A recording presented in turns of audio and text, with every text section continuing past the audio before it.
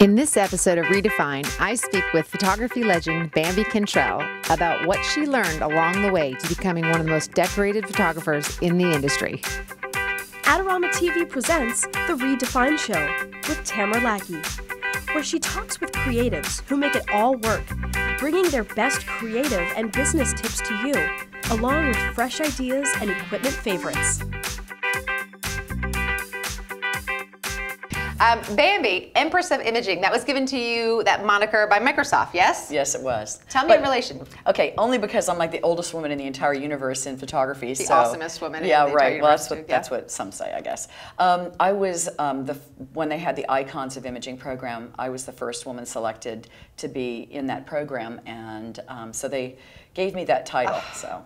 I like that. So do you put that like on your door? Oh, absolutely. It's especially on the bathroom.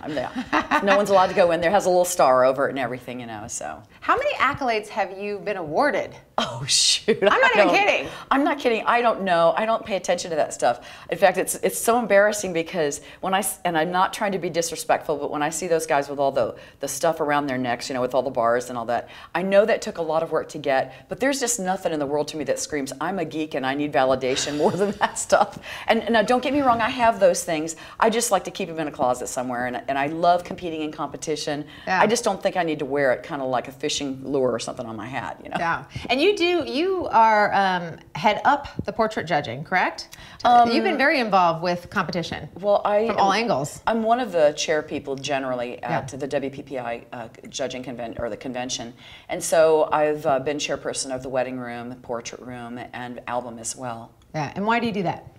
I love it. It's a great way for me personally to see new things, to see new trends, and to see, you know, where the state of photography is going. Because I really believe photography is a living, breathing entity, and I love the way that style changes and the way that people express their artistry.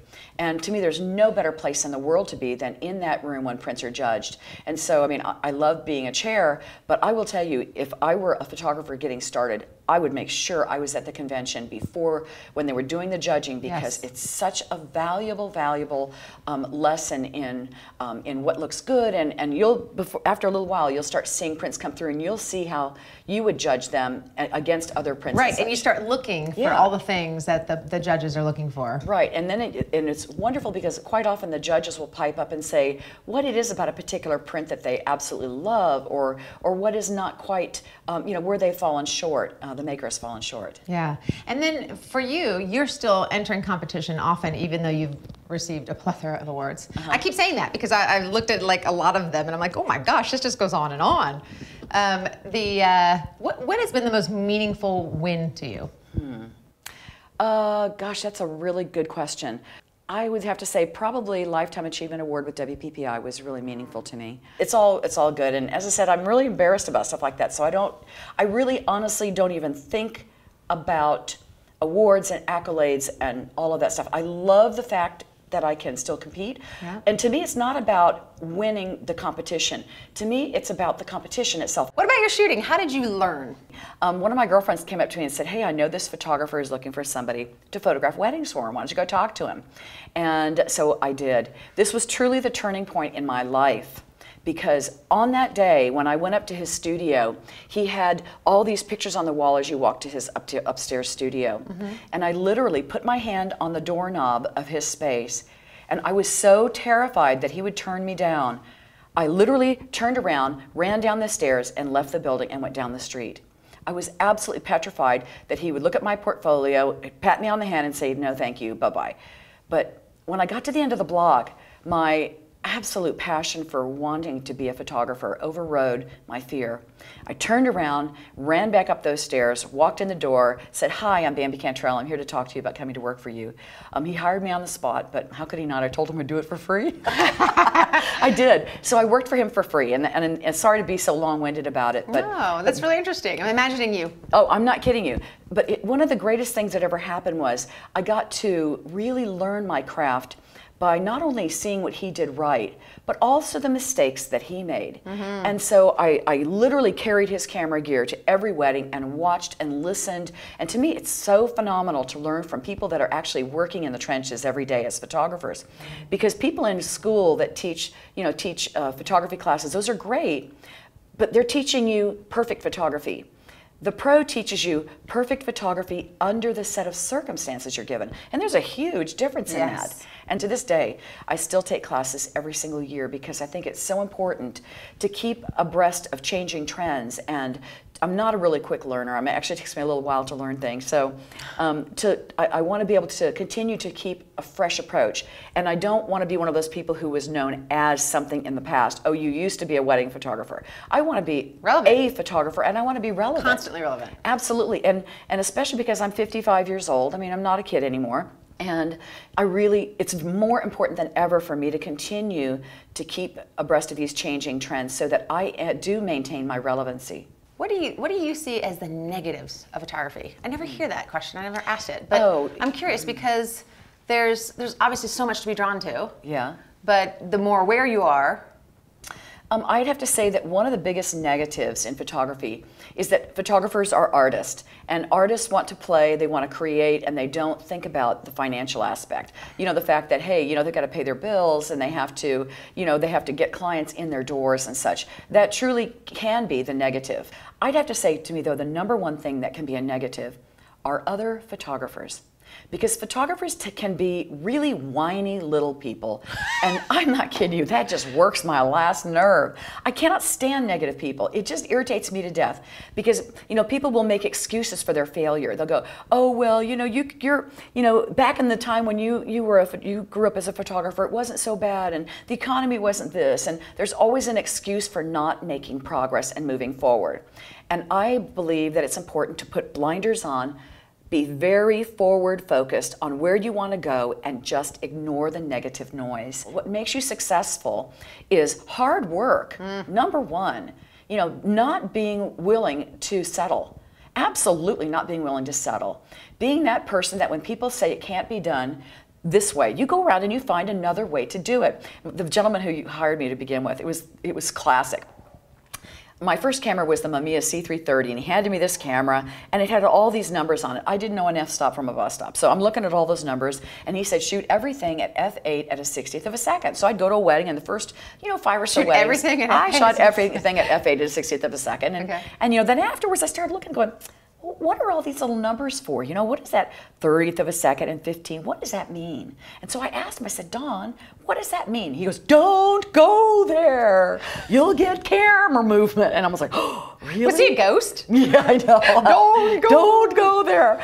And I went, Well, the one thing he didn't know is that if you tell me I can't do something, I'm so going to be pushing the envelope. I'm going to try it. Yeah. I have to. So the next thing I did at my next wedding is I thought, okay, let's see what happens if I shoot this at a 30th of a second instead of a 60th of a second. Oh my gosh, I got great images. I went, oh, okay, that made me realize, maybe he is not like the authority of the universe. Yeah. So it made me start questioning things and questioning what people say. My favorite saying is expression over perfection. At the end of the day, if I have an amazing expression, even if there may be one element in the picture that is not an absolutely perfect thing about it, I have a perfect image. And on the other side of the coin, you can have the perfect Rembrandt lighting, the absolutely most beautiful shot from here down. But if there is no expression on the face, you've got a zero. And what are you using now? I use the Canon EOS1D Mark IV. What do you think of it? I love it. I think it's really a wonderful tool. But you know, cameras don't take pictures, people do. And I really believe, and I'm not trying to minimize the value of my camera. I love it. I love the fact that it has the great high ISO range, I love all the lenses and so forth. But if you really understand what photography is all about, a really skilled photographer could use one of those little cameras that say wedding written on the side of it to do the job. Well, iPhone. Yeah, exactly. I love my iPhone. Some of my favorite shots are even on my iPhone. Mine too. Yeah. I love my iPhone. Yeah.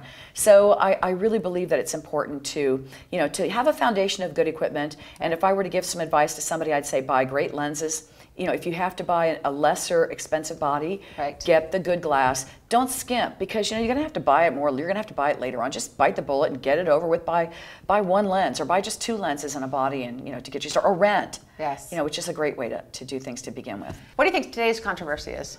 Oh, whether to Photoshop your images or not. You know, it's like, and how far do you go? How far you go? Yeah, and then who's the artist? I think that's a real important one. Yeah, because, is it the shooter or the digital artist? Yeah, that's a very huge controversy, and I really understand that, because I mean, I was a film girl, and you know, what you saw was what you got. Right. And today, you know, I work in the digital media, and then I work my files afterwards. But then there are many, many amazing digital artists out there who take an image that a photographer took and really interpret that for them. Yes. You know, the way I look at it is that at the end of the day, you know, if it's my image, you know, am I the one that's directing that piece? And, you know, whatever happens, you know what, I'm sorry, you know, it's just photography. You know, nobody's going to get cancer Who over gets this. credit? You know? Yeah, it's like, you know, so what? You know, Yeah. I mean, obviously, if I had an assistant that worked for me that was shooting for me, I would obviously want him to get credit for images that he shot, Right. And things of that nature. So I'm not trying to minimize a photographer getting credit for something that they Sure. that they initiated. Right. But at the end of the day, it's just like sometimes we photographers aren't content with just the norm. They have to make up these controversies. Like, okay, whether it's PJ or whether it is, you know, a traditional photograph, who cares? If the client liked it, then just shut up and let them enjoy that experience. Well, and I think part of it is that artists are passionate people. Oh, And they absolutely. get fired up. Yeah, they do. They You totally know? get fired up over stuff. And we're not the only ones doing that, though. I mean, well, look at the box, the Photoshop box. You know, you don't see just one name on that Oh, box. right. Created You know, by. Exactly. There's a whole list of people. And where can we learn more about you? Cantrell. Not that we don't know about her. Yeah, just don't go to those other Bambi sites. Just trust me, you don't want to go there. Go to cantrellportrait.com, CANTRELL portrait, PORTRAIT.com. Perfect. And on Twitter? Yes, Bambi Cantrell is my handle at Twitter. Awesome. And I also have a Facebook page. It's Bambi Cantrell on Facebook. Fantastic. Thank you so much for your time. Thank you.